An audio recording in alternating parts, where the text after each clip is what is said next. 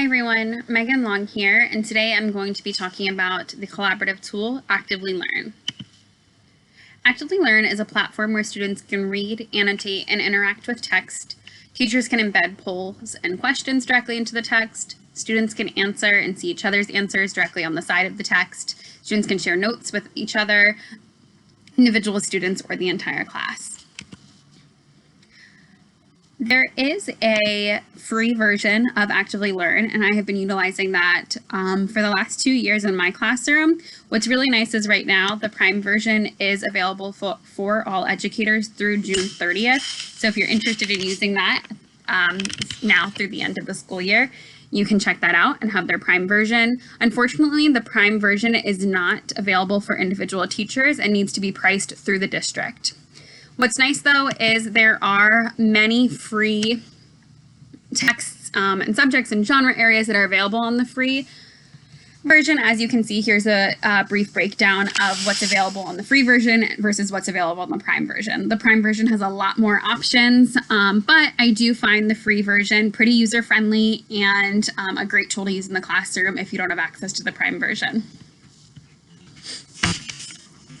What's really nice is with the free version as well, you can upload your own texts to Actively Learn, embed your own questions, ask reflections at the very end, have students annotate them and share their annotations with each other. And then of course the Prime version allows for even more and even has entire books available through Actively Learn with pre-created curriculum, pre-created standard aligned questions, which can be really helpful and time saving. I actually have a Actively Learn account, so I can show you what that looks like through the teacher end of things. You can find a variety of content here by searching. What's really nice is all of Shakespeare is available on Actively Learn and has questions aligned with each particular text, and it is free since it's not copyrighted. You can create classes and have your students join via a code. As you can see, I have my roster here. Their assignment right now is to read Romeo and Juliet. And the entire text is right here. You can see all of my students on the side. And what's really nice is this notes section. So I can add any sort of notes. Many of the notes are already created by Actively Learn. They give you different ideas for what to focus on, related assignments, videos, resources, things like that. Students can actually highlight things and add notes as well, and that can be for their individual use just on their account, or I can ask them to share at least 3 notes with the entire class, and students can see and collaborate and chat right on the side. Students can also highlight any words that might be confusing and translate it. If we're reading in real time, I can move all students here because it does, it works nicely synchronously or asynchronously, but students do need to they can't progress on unless they answer some of these questions. This is my favorite part of Actively Learn, is embedding the questions directly into the text, and students answer right here then, and you can see the class results on the teacher end of things, the correct result. It even gives you an explanation of the correct answer. If you wanted to scaffold this for students that are struggling a little bit more, you can remove different choices for them. So if I look over here on the side then, I can see different students' answers. So this was an open-ended question. Actively Learn does immediately combine them with the standards, which is really nice. I can mark it if I'm grading it or not. I don't actually give the students a grade for these. I just use it as a formative assessment as we're going through the text and as a diagnostic tool to see what the students are, what they get and what they don't understand. Yeah, and what maybe I need to focus a little bit more on. What's really nice is the students can see each other's answers and they can comment back on each other's answers.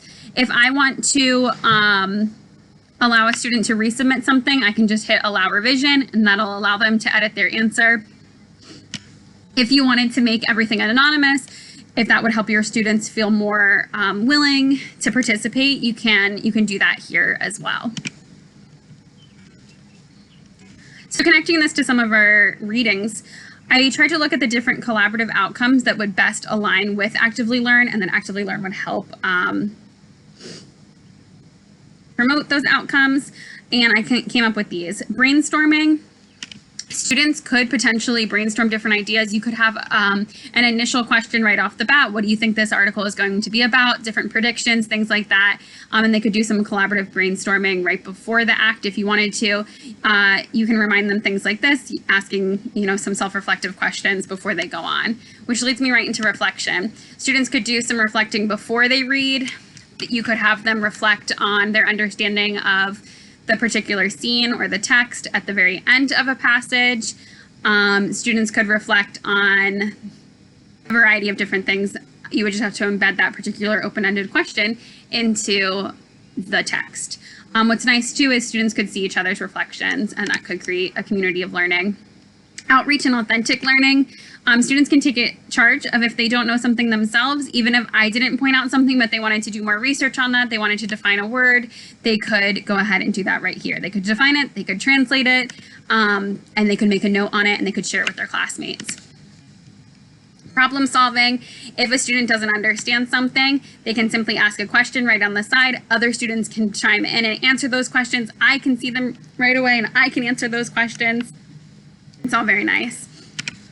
And then you could use it to demonstrate mastery. Like I said, you can align the questions directly with your state standards.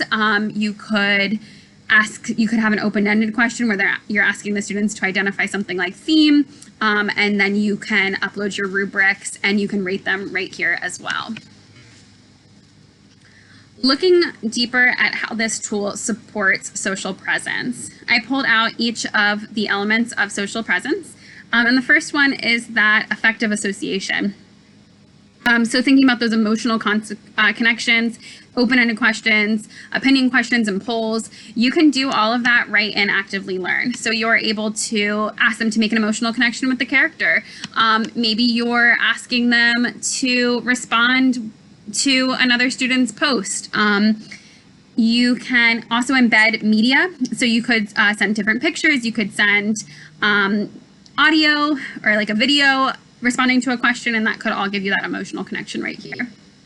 The community cohesion, that's really nice because you're certainly creating a learning environment in Actively Learn. All of the students are working together.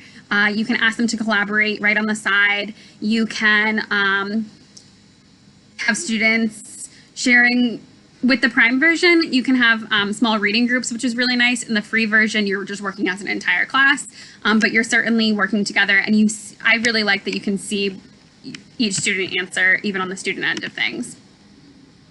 Interaction intensity. So what's really nice is that I can comment and allow for revisions right on the side. So I'm interacting with each student. I can give them a score if I want to upload a rubric with them, and I can also provide some real-time results.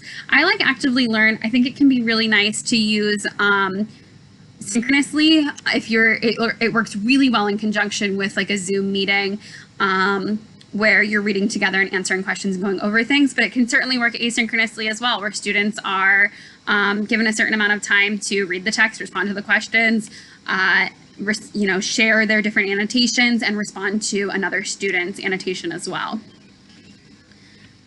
Finally, we're moving on to knowledge and experience. This can certainly be used as a diagnostic tool. You could ask a few questions before the students even read the text to make sure that they're understanding and that they have the prior knowledge that they might need to move forward in the text. You can scaffold the instruction, which is really nice. You can remove different answer choices like I showed you earlier. You could have some answers graded. You could have some students skip over answers entirely, which is really nice. And the instructor involvement is right there as well. You're giving feedback to the students. You are making notes. You are really making the text exactly what you want it to be for each student and for your group of students.